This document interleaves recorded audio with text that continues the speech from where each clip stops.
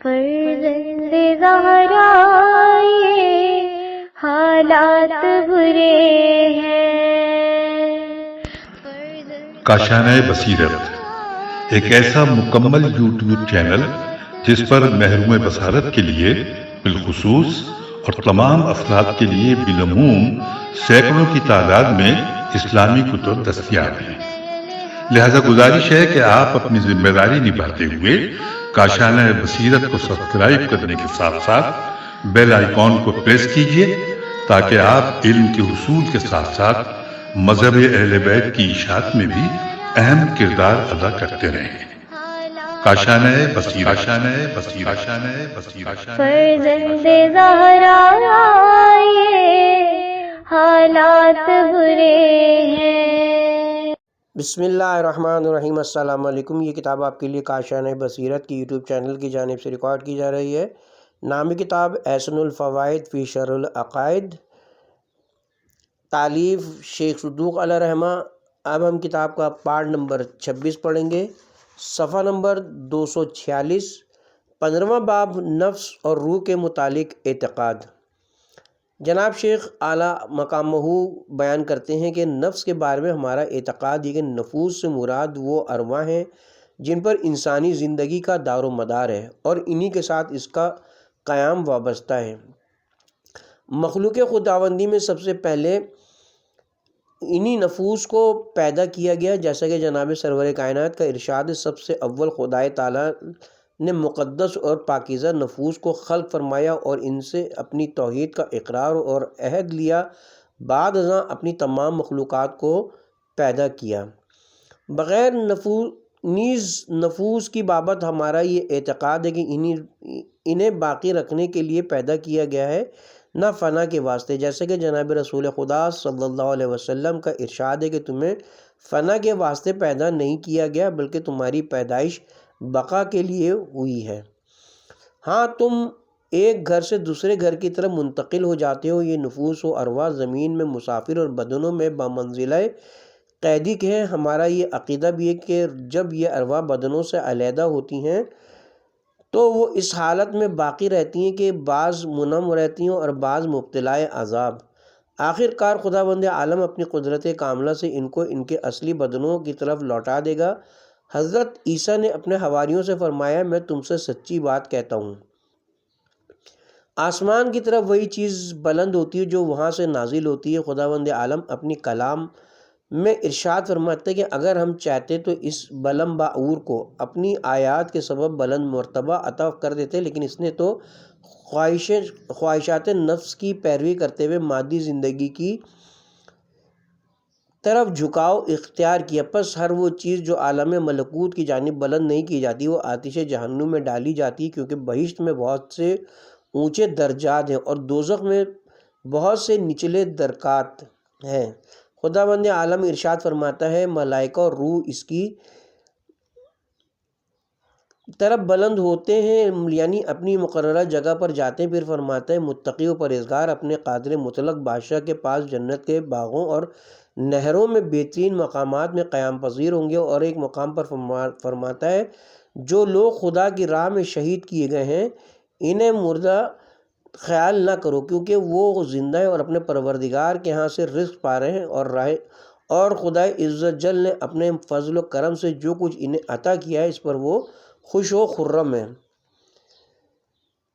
اسی طرح ایک جگہ فرمایا، جو لوگ اللہ کی راہ میں قتل کیے جائیں انہیں مردہ نہ سمجھو، کیونکہ وہ زندہ ہیں۔ بات صرف یہ ہے تمہیں ان کی زندگی کا شعور نہیں۔ جناب رسول خدا صلی اللہ علیہ وآلہ وسلم ارشاد فرماتے ہیں کہ روحوں کے متعدد لشکر ہیں، جن لوگوں کی روحوں میں باہمی تعارف تھا یہاں بھی ملے جلے رہتے ہیں، اور جن کی روحوں میں باہمی نفرت تھی وہ لوگ یہاں بھی ایک دوسرے سے متنفر رہتے ہیں۔ امام جعفر صادق علیہ السلام فرماتے ہیں کہ خداوند عالم نے عالم زلال و اشباح، عالم زر میں جسموں کی پیدائش سے 2000 سال قبل روحوں کے درمیان اخوت اور بھائی چارہ قائم کیا۔ جب ہمارے قائم آل محمد علیہ السلام کا دور سلطنت آئے گا تو وہ لوگ جو عالم زر میں ایک دوسرے کے بھائی بن چکے ہیں وہ ایک دوسرے کے وارث بنائے جائیں گے اور نسبی بھائیوں کو محروم رکھا جائے گا۔ انہی جناب سے یہ بھی مروی ہے، فرمایا روحیں ہوا میں ایک دوسرے سے ملاقات کرتی ہیں اور ایک دوسرے کو پہچان کر سوال و جواب بھی کرتی ہیں۔ جب کوئی نئی روح زمین سے جا کر ان میں جا ملتی ہے تو وہ روحیں ایک دوسرے سے کہتی ہیں چونکہ یہ روح بہت ہی خوفناک مرحلے سے گلو خلاصی کرا کر آئی ہے، اس لیے ابھی اسے اپنے حال پر چھوڑ دو۔ پھر اس سے وہ احوال پرسی کرتی ہیں کہ فلاں شخص کس حال میں اور فلاں کا کیا بنا۔ اگر نئی روح یہ جواب دے کہ وہ ابھی زندہ ہے تو وہ ارواح امید رکھتی ہیں کہ ایک دن آ ملے گا، اور اگر وہ یہ کہہ دے کہ وہ مر گیا تو روحیں کہتی ہیں افسوس وہ ہلاک ہوا۔ چنانچہ خدا بند عالم فرماتا ہے جس شخص پر میرا عذاب نازل ہو جائے وہ ہلاک ہو جاتا ہے۔ نیز فرمایا جس شخص کا نامہ اعمال خفیف ہوگا اس مقام حاویہ میں ہوگا۔ تمہیں کیا خبر کہ حاویہ کیا ہے؟ وہ بہت ہی گرم آتش ہے۔ دنیا اور اہل دنیا کی مثال ایسی ہے جیسے سمندر ملا اور کشتی کی ہے۔ جناب لقمان نے اپنے فرزند سے کہا اے بیٹا، دنیا ایک گہرا سمندر ہے جس میں بہت سے عالم ہلاک ہو گئے، تم اس میں ایمان باللہ کو کشتی اور تقوی و پرہیزگاری کو اپنا زاد راہ اور توکل الی اللہ کو اس کشتی کا بادبان بناؤ۔ پھر بھی اگر تم صحیح سلامت اس سمندر سے پار اتر گئے تو یہ خدا کی خاص رحمت کا نتیجہ ہوگا، اور اگر اس میں ہلاک و برباد تو یہ ہلاکت تمہارے گناہوں کے سبب سے ہوگی، نہ کہ خدا کی طرف سے۔ فرزند آدم پر 3 ساعتیں بڑی ہی سخت اور کٹھن ہیں، پیدائش کا دن، مرنے کا دن اور قبر سے زندہ ہو کر اٹھنے کا دن۔ انہی 3 اوقات پر خدا نے حضرت یحییٰ کو سلامتی عطا فرمائی، جیسے کہ اس کا ارشاد یحییٰ کے لیے سلامتی ہو، جس روز وہ متولد ہوئے، جس دن مریں گے اور جس روز زندہ ہو کر اٹھیں گے۔ حضرت عیسیٰ نے بھی انہی 3 اوقات میں اپنے اوپر سلامتی کا اظہار کیا، جیسا کہ خود فرماتے ہیں میرے لیے سلامتی ہے جس روز میں پیدا ہوا، جس روز مروں گا اور جس روز زندہ ہو کر اٹھایا جاؤں گا۔ روح کے بارے میں ہمارا اعتقاد یہ کہ وہ بدن کی جنس سے نہیں بلکہ ایک اور قسم کی مخلوق ہے، جیسا کہ خداوند عالم نے فرمایا ہے پھر ہم نے اس انسان کو ایک دوسری پیدائش میں پیدا کیا۔ ہمارا یہ بھی اعتقاد ہے کہ انبیاء و رسل اور ائمہ میں 5 روحیں ہوتی ہیں۔ نمبر 1 روح قدس، نمبر 2 روح ایمان، نمبر 3 روح قوت، نمبر 4 روح شہوت اور نمبر 5 روح مدرج۔ یعنی روح حس و حرکت اور مومنین میں 4 روحیں ہوتی ہیں۔ نمبر 1 روح ایمان، نمبر 2 روح قوت، نمبر 3 روح شہوت اور نمبر 4 روح مدرج۔ اور کافروں اور چوپاؤں میں صرف 3 روحیں ہوتی ہیں، نمبر 1 روح قوت، نمبر 2 روح شہوت اور نمبر 3 روح مدرج۔ خداوند عالم کی اس قول میں کہ لوگ تم سے حقیقت روح معلوم کرنے کی بابت سوال کرتے ہیں، تم ان سے کہہ دو کہ یہ میرے پروردگار کا ایک امر ہے۔ روح سے مراد وہ روح ہے جو قدر و منزلت میں جبرائیل و میکائیل سے بھی ایک عظیم تر مخلوق ہے، جو رسول خدا، ملائکہ اور ائمہ ہدیٰ کے ساتھ رہتی ہے،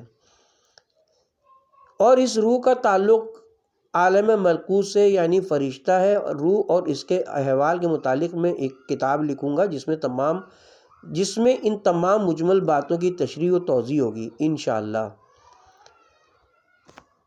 15واں باب شرح نفس اور روح کے متعلق اعتقاد۔ اس باب میں سرکار مصنف عالم نے چند امور کی طرف اشارہ فرمایا ہے۔ نمبر 1 حقیقت نفس و روح، نمبر 2 احسان سے پہلے ان کی خلقت، نمبر 3 فناء اجسام کے بعد ان کی بقا، نمبر 4 عالم زر میں ان کا اقرار توحید، نمبر 5 تناسخ کا ابطال۔ ذیل میں ہم ان تمام امور پر قدر شرعی و بسیط کے ساتھ گفتگو کرتے ہیں۔ کتاب کی ہیڈنگ ہے حقیقت نفس و روح کا معلوم کرنا بہت مشکل ہے۔ اتنا تو سب لوگ ہی جانتے ہیں کہ ایک ایسی چیز موجود ہے جسے ہم لفظ انا، من اور میں سے تعبیر کرتے ہیں، جیسے انا سعیت، من کوشش، نمود دم، میں نے کوشش کی۔ وہی چیز جسے انا اور من اور مین سے تعبیر کیا جاتا ہے روح اور نفس ناطقہ کہلاتی ہے۔ اسی سے انسان کی انسانیت ہے اور اسی طرح تکالیف شرعیہ کا دار و مدار ہے اور اسی پر جزا و سزا کا انحصار ہے، لیکن نفس اور روح کی حقیقت کیا ہے، یہ مسئلہ ان مسائل مشکلہ اور وقائق غامضہ میں سے ہے کہ دنیا کے علماء نے ابتدائے آفرینش سے لے کر آج تک اس کی حقیقت معلوم کرنے کے ہمیشہ اس کی حقیقت کو معلوم کرنے کے لیے مدتوں سر مارے اور ٹھوکریں کھائیں، مگر اس عقبہ دشوار گزار کو نہ طے کر سکے، اور نہ ہی آئندہ یہ امید کی جا سکتی کہ وہ اپنے ناخون علم و تدبیر سے اس عقدے کو وا کر سکیں گے۔ حقیقت یہ کہ روح کی حقیقت کا ادراک عام عقل انسانی کی دسترس سے بالاتر ہے۔ روح زبان حال سے عقلۂ روزگار کو پکار کر یہ کہہ رہی ہے۔ یہی وجہ ہے کہ جب بھی لوگوں نے انبیاء و مرسلین علیہم السلام سے روح کی حقیقت دریافت کی تو انہوں نے ہمیشہ اس کا مجمل جواب دینے پر اکتفا کی، کیونکہ وہ جانتے تھے کہ اس کی حقیقت سمجھنے کی ان لوگوں میں اہلیت و قابلیت ہی نہیں ہے۔ چنانچہ جب یہودیوں نے سرکار ختمی مرتبت صلی اللہ علیہ وسلم سے حقیقت روح معلوم کرنے کی استدعا کی تو آج جناب نے بحکم الہی فقط اتنا جواب دیا کہ روح میرے پروردگار کا ایک امر ہے۔ اس سوال و جواب کو قدرت نے ان الفاظ میں قرآن مجید کے اندر بیان کیا ہے: اے رسول، یہ لوگ تجھ سے روح کے متعلق سوال کرتے ہیں، ان سے کہہ دو کہ روح میرے پروردگار کے امور میں سے ایک امر ہے۔ پھر قدرت نے تفصیلی جواب دہی سے پہلو تہی کرنے کی وجہ بھی بتا دی کہ تمہیں بہت ہی تھوڑا علم دیا گیا ہے، جس کی وجہ سے تم اس کی حقیقت سمجھنے سے قاصر و عاجز ہو۔ چنانچہ مشہور ارشاد نبوی یا علوی: من عرف نفسہ فقط عرف ربہ، جس شخص نے اپنے نفس کو پہچان لیا اس نے اپنے رب کو پہچان لیا، کے متعلق اکثر علماء محققین کی تحقیق یہ کہ یہ ارشاد تعلق الامر علی المحال کی قسم سے ہے، اور اس کا مطلب یہ کہ جس طرح خداوند عالم کی کنہ حقیقت کی معرفت محال و ناممکن ہے، اسی طرح نفس و روح کی حقیقت معلوم کرنا بھی محال ہے۔ بحار الانوار جلد نمبر 14 وغیرہ۔ لیکن بھائی ہمیں چونکہ خالق فطرت نے انسان کی فطرت میں تجسس و جستجو کا مادہ کوٹ کوٹ کر بھر دیا ہے، اور حق یہ ہے کہ دنیا میں اس وقت جو کچھ چہل پہل اور رنگ و رونق موجود ہے وہ انسان کی اسی فطری اور جبلی قوت کا نتیجہ ہے، اسی فطری طلب کا اثر ہے کہ آج 14ویں صدی کا انسان عرضی طاقتوں کو مسخر کرنے کے بعد چاند پر کمند ہمت ڈال رہا ہے، بلکہ اسے اپنی بلند ہمتی کے دام میں گرفتار کر چکا ہے۔ بہرکیف ہمیشہ سے انسان کا یہ دستور رہا ہے کہ اسی فطری جذبے سے سرشار ہو کے بعض ایسی چیزوں کی جستجو بھی شروع کر دیتا ہے جو فی الحقیقت اس کی دسترس سے بالاتر ہوتی ہے، من جملہ ان امور کے ایک ہی نفس و روح کی حقیقت معلوم کرنے کا مسئلہ بھی ہے۔ چنانچہ جب سے حضرت انسان نے ہوش سنبھالا ہے وہ حقیقت روح کو اپنے دام عقل و دانش میں گرفتار کرنے کی جستجو میں مشغول رہا ہے۔ چنانچہ حکمہ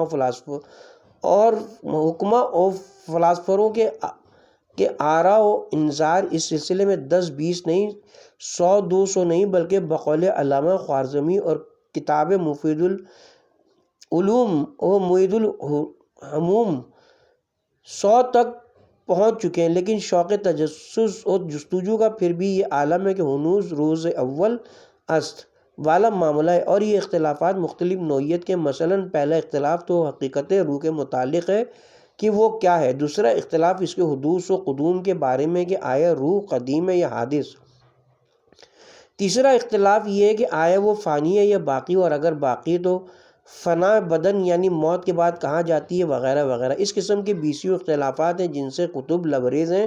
بہرحال چونکہ سرکار مصنف علام اس مسئلے کو مترجز ہوئے ہیں اور اس سلسلے میں اور بھی بعض مسائل مہمہ ضمناً آ گئے، اور اس پر مستعد یہ کہ ان مباحث میں سرکار شیخ مفید علیہ رحمہ نے اپنی شرح میں حضرت مصنف پر بڑی نکتہ چینی فرمائی ہے۔ اس لیے باون اللہ تعالیٰ ارشاد ارشادات معصومین صلوات اللہ علیہم اجمعین کی روشنی میں بقدر وسعت و طاقت اس مسئلے اور دیگر ضمنی مسائل پر تبصرہ کیا جاتا ہے۔ یہ کفران نعمت ہوگا اگر ہم یہ اعتراف نہ کریں کہ اس مرحلے میں ہم نے علاوہ دیگر 20 کتب کے خاص طور پر بحار الانوار جلد 4 انوار نعمانیہ اور رسالہ شریفہ ابطال تناسخ سے کافی استفادہ کیا ہے۔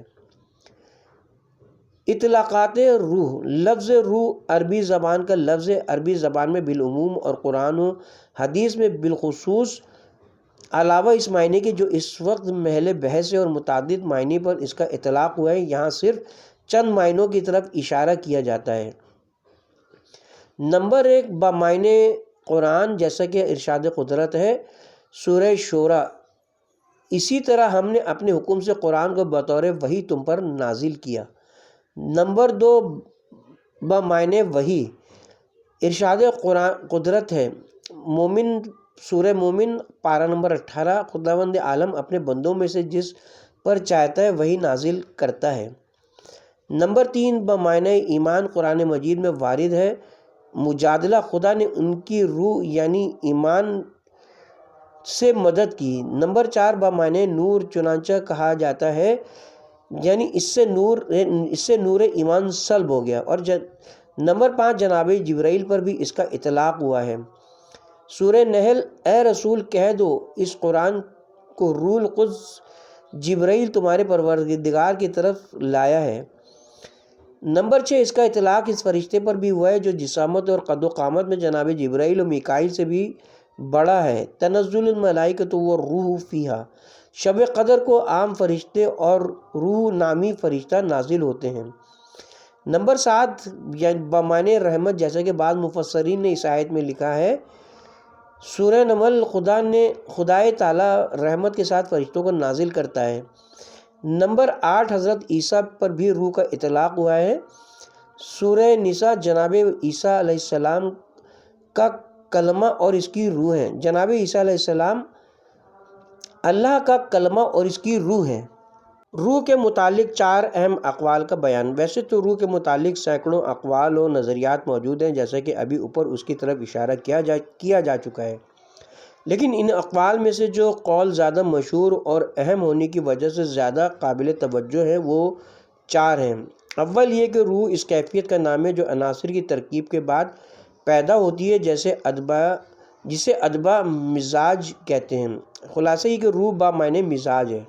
دوم یہ کہ روح اور بدن ایک ہی چیز ہے، یعنی اسی ہیکل محسوس و مشاہد جسے بدن کہتے ہیں کا دوسرا نام روح ہے۔ سوم یہ کہ روح ایک جوہر دراک ہے جس کا تعلق بدن کے ساتھ تدبیر و تصرف والا ہے۔ اس تعلق کے انقطاع کا نام موت ہے، اور یہ جوہر مادہ جسمانیہ اور اس کے عوارض سے منزہ و مبرہ ہے۔ چہارم یہ کہ روح ایک جوہر دراک ہے، لیکن وہ ایک لطیف اور نورانی جسم رکھتا ہے جو بدن میں اس طرح جاری و ساری ہوتا ہے جیسے گل گلاب کے اندر پانی یا تلوں میں تیل اور انگاروں میں آگ اس کے جسم سے خارج ہو جانے سے موت واقع ہوتی ہے۔ پہلا قول بعض حکمہ اور اکثر ادبا کا ہے، دوسرا قول تبیین و دہرین کا ہے، تیسرا قول حکمہ اشراقین اور اکثر متکلمین اور کثیر علماء امامیہ کا ہے، اور چوتھا قول بعض محققین علماء امامیہ اور بعض حکمہ ربانیین کا مختار ہے۔ اب ہم ان چہار گانا اقوال میں سے جو قول عقل و نقل کی روح سے صحیح معلوم ہوتا ہے، اس کے اثبات کے ساتھ دوسرے اقوال کے ابطال پر بھی چند دلائل پیش کرتے ہیں۔ پہلے قول کا ابطال، یہ قول بچند و وجہ باطل ہے۔ دلیل اول یہ کہ مزاج وقتاً فوقتاً تغیر پذیر ہوتا رہتا ہے، کبھی حرارت زیادہ ہو جاتی ہے اور کبھی برودیت، کبھی یبوسیت کم ہو جاتی ہے، اور کبھی رطوبت و اعلیٰ حاصل قیاس، مگر روح میں اس قسم کا کوئی تغیر نہیں ہوتا۔ اس کے ادراک کی کیفیت ہر حال میں برابر باقی رہتی ہے، جس سے واضح ہوتا ہے کہ روح اور چیز ہے اور مزاج اور چیز۔ دلیل دوم، اگر روح اور مزاج ایک ہوتے تو لازم تھا کہ دونوں کا فعل و مقتضا بھی ایک ہی ہوتا، حالانکہ ایسا نہیں ہے۔ اکثر ایسا ہوتا ہے کہ روح کی خواہش کچھ اور ہوتی ہے اور مزاج کا اقتضا کچھ اور۔ مثلاً مزاج انسانی کا تقاضا یہ کہ اگر بلندی پر ہو تو پستی کی طرف آئے، لیکن ہم مشاہدہ کرتے ہیں کہ عین اس وقت روح بلندی کی طرف جانے کی خواہش کرتی ہے اور انسان اوپر سے اوپر چڑھتا جاتا ہے۔ اسی سرائے مزاج کا تقاضا سکون ہے، کیونکہ اس میں عرضی مادہ غالب ہے، مگر ہم دیکھتے ہیں کہ جب روح خواہش کرتی ہے تو بدن حرکت کرنے لگتا ہے۔ اسی طرح کسی ریشے والے انسان کو دیکھیے، اس کا بدن حرکت کر رہا ہے مگر اس کے روح کی یہ خواہش ہے کہ سکون اختیار کرے۔ پس جب مزاج اور روح کے آثار اور تقاضے علیحدہ علیحدہ ہیں تو پھر دونوں کو ایک شے کسی طرح تصور کیا جا سکتا ہے؟ دلیل سوم موجودہ دور میں تو یہ امر حسیات میں داخل ہو کہ روح کی حقیقت مزاج اور جسم کے علاوہ ہے۔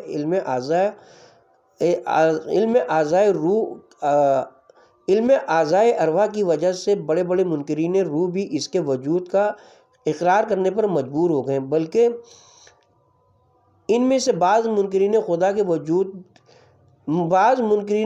کے وجود کا بھی اعتراف کر رہے ہیں اور اپنے سابقہ نظریہ کے ہر موجود شے کے لیے دکھائی دینا ضروری ہے کہ غلط ماننے پر مجبور ہو رہے ہیں۔ دوسرے قول کا ابطال، یہ قول چند وجود درجہ اعتبار سے ساقط ہے۔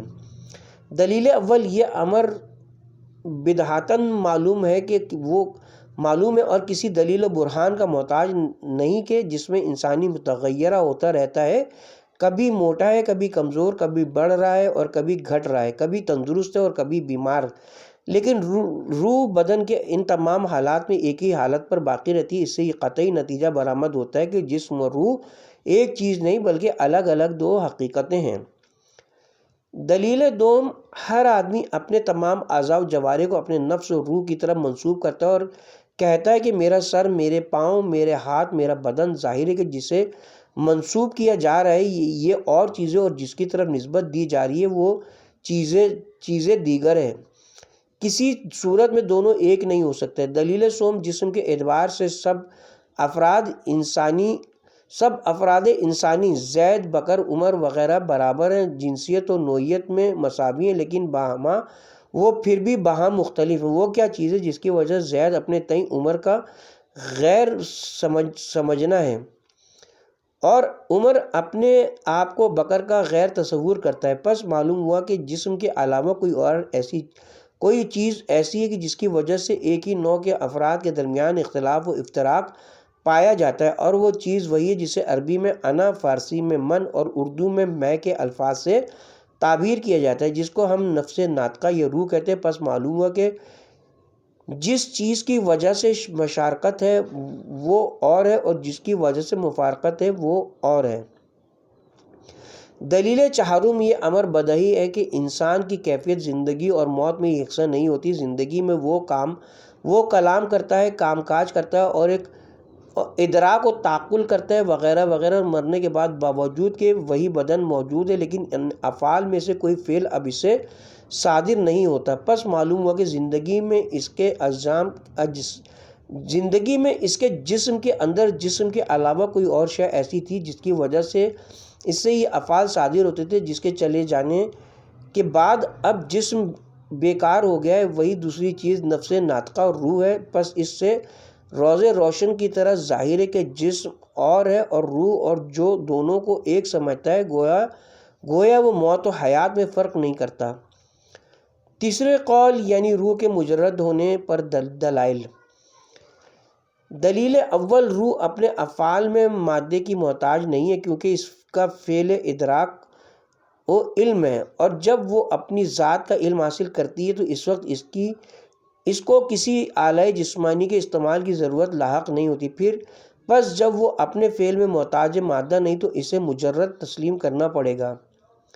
دلیل دوم، اگر روح مادی ہوتی تو چاہیے تھا کہ جسم کے قوی ہونے کے ساتھ قوی اور کمزور پڑ جانے کے ساتھ کمزور پڑ جاتی، لیکن ایسا نہیں ہے۔ اکثر ہوتا ہے کہ جوں جسم بوجہ قلت غذا کمزور ہوتا جاتا ہے اور کثافت جسمانیہ کم ہوتی جاتی ہے، روح قوی سے قوی تر ہوتی جاتی ہے، جیسا کہ اہل ریاضیات کرتے ہیں، اور اس وقت ان پر عجیب و غریب نئے انکشافات ہوتے ہیں اور ادراک و تعقل کی عدت بڑھ جاتی ہے کثرت غذا وغیرہ سے، جس قدر جسم کا ثقل اور اس کی کثافت بڑھتی جائے اسی قدر روح ضعیف اور کمزور ہوتی جاتی ہے اور اس کا ادراک و علم کم ہوتا جاتا ہے۔ پس معلوم ہوا کہ روح مادی نہیں بلکہ مجرد ہے۔ دلیل سوم مادی اور جسمانی چیز کی خاصیت یہ ہے کہ وہ جس قدر زیادہ کام کرے اسی قدر تھک جاتی ہے، لیکن روح کا معاملہ اس کے برعکس ہے۔ اس کا کام یعنی اس کے ادراکات جس قدر بڑھ جاتے ہیں اسی قدر اس میں اور زیادہ قوت اور بالیدگی آتی جاتی ہے، جس سے معلوم ہوتا ہے کہ روح اور جسم کی اصل حقیقت میں فرق ہے، یعنی جسم مادی ہے اور روح مجرد۔ دلیل چہارم مادی اشیاء خود اپنا ادراک و احساس نہیں کر سکتی کیونکہ مادے میں شعور نہیں ہے، لیکن روح کو ہر وقت اپنے احساس و علم ہے، لہٰذا ماننا پڑے گا روح مادی نہیں ہے۔ دلیل پنجم جسم اور جسمانی چیزوں کی قوتیں محدود ہوتی ہیں، اس لیے ان کے افعال بھی محدود ہوتے ہیں، لیکن روح اور نفس ناطقہ کا معاملہ اس کے برعکس ہے، اس کے معلومات اور مدرکات غیر محدود ہیں۔ پس معلوم ہوا کہ جسم اور روح کی حقیقت مختلف ہے، لہٰذا جب جسم مادی ہے تو روح کو مجرد ماننا پڑے گا۔ ایک شبہ اور اس کا ازالہ۔ روح کے مجرد ماننے پر بالعموم اسلامی حلقوں کی طرف سے یہ اعتراض کیا جاتا ہے کہ خداوند عالم کی ذات مجرد ہے، لہٰذا اگر روح یا کسی اور چیز کو بھی مجرد تسلیم کر لیا جائے تو اس میں شرک لازم آتا ہے، کیونکہ بنابراین خدا اور روح کا جسم نہ رکھنے میں اشتراک لازم آتا ہے، کیونکہ عند التحقیق یہ شبہ بالکل کمزور ہے اور بچند وجہ مدفوع ہے۔ اولاً اس لیے کہ یہ مساوات صفات سلبیہ میں سے ہے کہ خدا تعالیٰ بھی جسم نہیں رکھتا اور روح بھی جسم نہیں رکھتی، اور یہ امر اپنے مقام پر ثابت ہو چکا ہے کہ صفات سلبیہ میں مساوات، مماثلت اور مشابہت کی متقض نہیں ہے۔ ایسا سمجھنا فحش غلطی ہے، کیونکہ اگر صفات سلبیہ میں مساوات بھی مشابہت و مماثلت کی مقتضی ہو تو پھر لازم آئے گا کہ تمام مختلف ماہیات و حقائق مساوی ہو جائیں، کیونکہ بعض سلوب میں وہ مشترک ہوتی ہیں۔ آپ جو بھی مختلف ماہیتیں لے لیں، اور نہیں تو کم از کم یہ دونوں اس بات میں تو ضرور ہی شریک ہوں گی کہ ان دونوں میں ایک تیسری ماہیت والے خواص و آثار نہیں پائے جاتے۔ مثلاً گھوڑا اور گدھا دو مختلف نوعیں ہیں، لیکن ان صفات کے نہ پائے جانے میں باہم شریک ہیں جو انسان میں پائی جاتی ہیں۔ مثلاً ہم کہہ سکتے ہیں کہ انسان کس طرح دو قدموں پر نہیں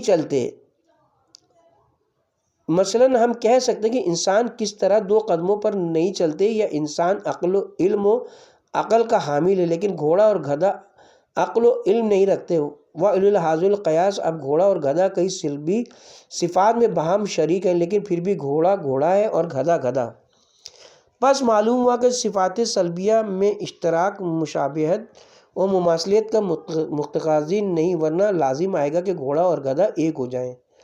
ثانیاً اس لیے کہ اگر روح کو مجرد تسلیم کر لیا جائے تو اس سے شرک لازم نہیں آتا، کیونکہ جس طرح خالق و مخلوق کی دوسری مشترکہ صفات جیسے سمع و بصر اور علم و قدرت وغیرہ کے معنی میں اختلاف ہے کہ ان معنیوں کے اعتبار سے خدا سمیع و بصیر اور علیم و قدیر ہے، ان معنیوں کے اعتبار سے مخلوق سمیع و بصیر نہیں ہے۔ اسی طرح ہو سکتا ہے کہ خالق کے تجرد اور روح کے تجرد کی حقیقت میں بھی اختلاف ہو، فقط لفظی اشتراک کی وجہ سے حقیقت میں اشتراک لازم نہیں۔ اگرچہ اس قول کو بالکل غلط محض تو قرار نہیں دیا جا سکتا ہے، مگر چوتھا قول اقرب الی الصواب ہے، جیسا کہ ذیل میں عنقریب واضح ہوگا۔ یہاں مذکورہ بالا ادلہ کی عصمت و سقم پر مزید نقض و ابرام کی گنجائش نہیں ہے۔ چوتھے قول یعنی روح کے جسم میں لطیف و نورانی ہونے پر دلائل۔ دلیل اول ہر آدمی یقیناً جانتا ہے کہ وہ چیز جسے انا یا من یا میں کے ساتھ تعبیر کیا جاتا ہے وہ صفات جسمانیہ کے ساتھ متصف ہوتی رہتی ہیں، جیسے نقل و انتقال اور قیام و قعود وغیرہ کہا جاتا ہے۔ میں بیٹھا ہوں، میں کھڑا ہوں، میں جا رہا ہوں، اور ظاہر ہے کہ جو چیز جسم کے صفات کے ساتھ متصف ہو وہ جسم ہی ہوتی ہیں۔ دلیل دوم یہ کہ روح کلیات و جزیات ہر دو کو ادراک کرتی ہے، جیسے آگ گرم ہے اور پانی ٹھنڈا ہے، اور یہ آگ گرم ہے اور یہ پانی ٹھنڈا ہے، اور یہ امر اپنے مقام پر واضح ہو چکا ہے کہ مدرک و جزیات جسمی ہوتا ہے۔ علامہ بری جزئی ادراک تو حیوانات میں بھی موجود ہے، لیکن ان کے اندر تو کوئی شخص روح مجرد کا قائل نہیں ہے۔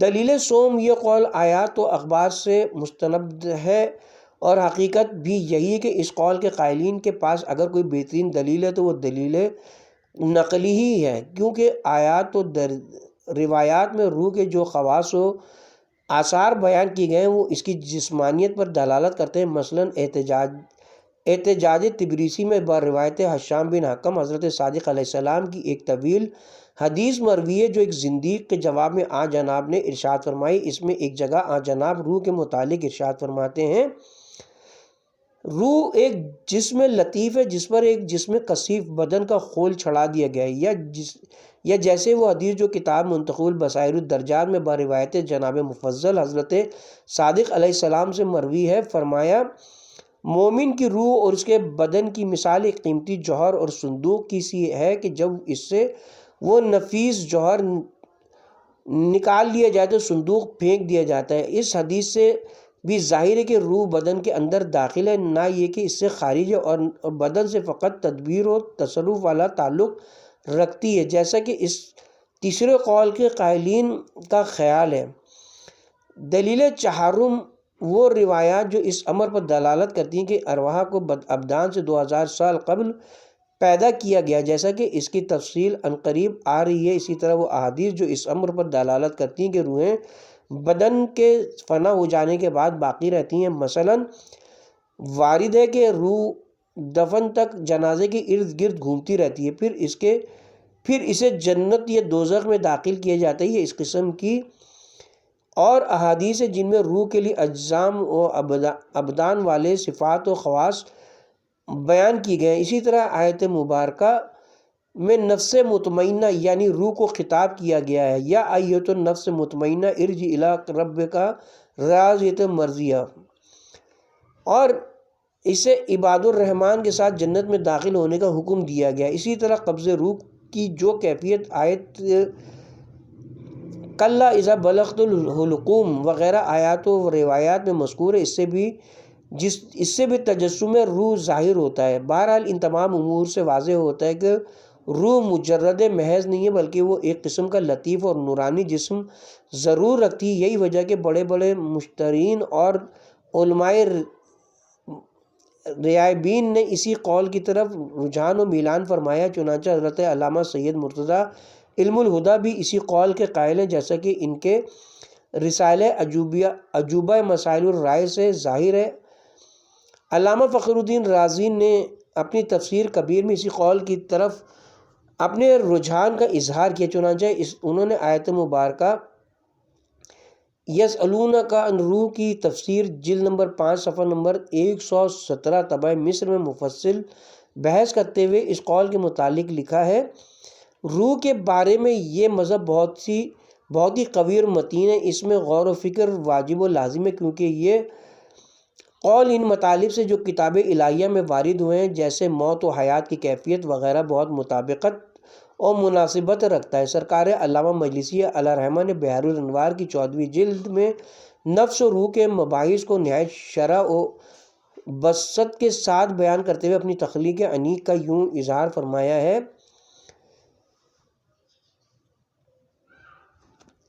یعنی حقیقت روح کے متعلق آراء مختلف و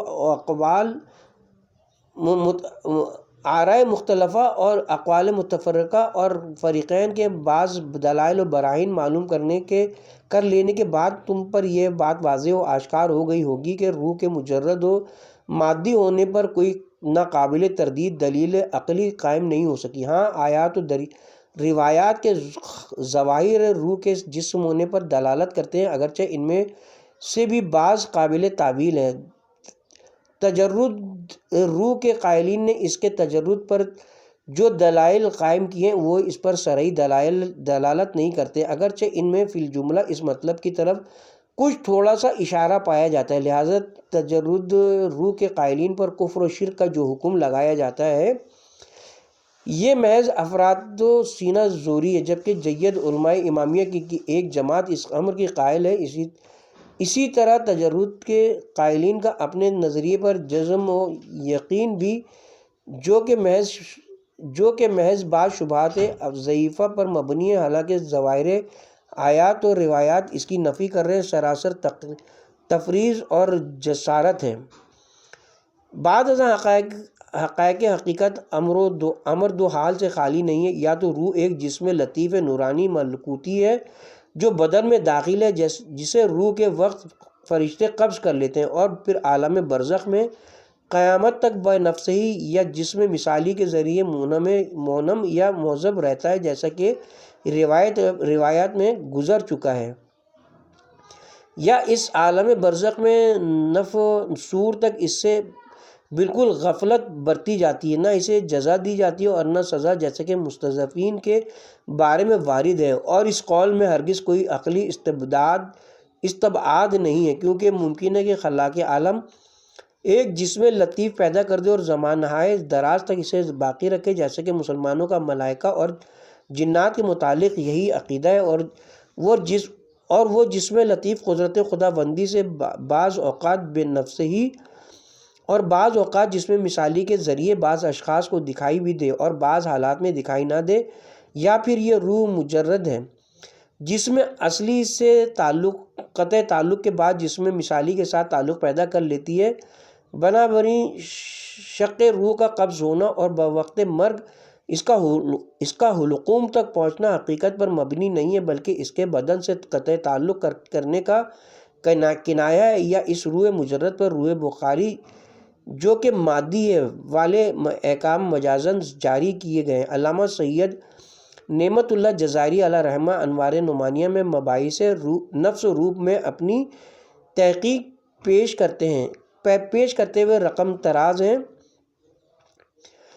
انصاف یہ ہے کہ اگرچہ روح کی حقیقت ہم پر مخفی ہے، یہی وجہ ہے کہ اکثر علماء نے حدیث من عرف نفسہی کے یہ معنی کیے کہ جس طرح خداوند عالم کی حقیقی معرفت ناممکن ہے، اسی طرح نفس روح کی حقیقی معرفت بھی ناممکن ہے، مگر کتب سماویہ اور اخبار نبویہ و ولیہ سے جو کچھ محترش ہوتا ہے وہ روح کے متعلق ساتویں نظریے کے قریب تر ہے، یعنی یہ کہ روح ایک جسم لطیف ہے جو جسم کے اندر جاری و ساری ہے اور وہ مجرد محض نہیں ہے۔ انہی علامہ جزائری مرحوم نے انوار نعمانیہ میں یہ بھی لکھا ہے کہ حضرت شیخ مفید کے متعلق منقول ہے کہ وہ پہلے نفس کے مجرد ہونے کے قائل تھے، پھر بارگاہ الہی میں اس قول سے توبہ کی اور فرمایا کہ اب ہم پر یہ بات ظاہر ہوئی ہے کہ سوائے خداوند عالم کے کائنات میں اور کوئی چیز مجرد محض نہیں ہے، لہٰذا ان حقائق سے واضح و آشکار ہو گیا کہ اگرچہ تیسرے قول کی بالکل نفی نہیں کی جا سکتی، مگر جو کچھ ظواہر قرآن و احادیث سے مستفاد ہوتا ہے وہ یہ ہے کہ چوتھا قول ہی اقرب الی الحق الصواب ہے، اور اسی قول کو سرکار علامہ مجلسی نے ایک مقام پر فاحول اصوب کہہ کر اختیار فرمایا ہے۔ جناب علامہ سید علی خان شرح صفحہ سجادیہ صفحہ نمبر 40 پر صحیفہ سجادیہ، دوبارہ پڑھتے ہیں اس کو، جناب علامہ سید علی خان شرح صحیفہ سجادیہ صفحہ نمبر 40 پر تحریر فرماتے ہیں، ہمارے بعض علماء متاخرین نے فرمایا کہ روح کے متعلق جو کچھ ائمہ اطہار کے اخبار سے واضح و آشکار ہوتا ہے وہ یہ ہے کہ روح بدن کی شکل و صورت پر ایک جسم مثالی ہے۔ اسی طرح متاہلین نے اپنے مجاہدات سے اور محققین نے اپنی تحقیقات سے اس کی معرفی کرائی ہے، پس بنابراین روح نہ تو بالکل جسمانی ہے اور نہ بالکل عقلانی، بلکہ ان ہر دو کے بین ہے۔ اس کے ساتھ ہی اب ہم یہاں پہ کتاب کے پارٹ نمبر 26 کا اختتام کرتے ہیں، اور کتاب کے پارٹ نمبر 27 کا آغاز اسی باب سے کیا جائے گا، روح کے قدیم و حادث ہونے کی بحث سے انشاءاللہ۔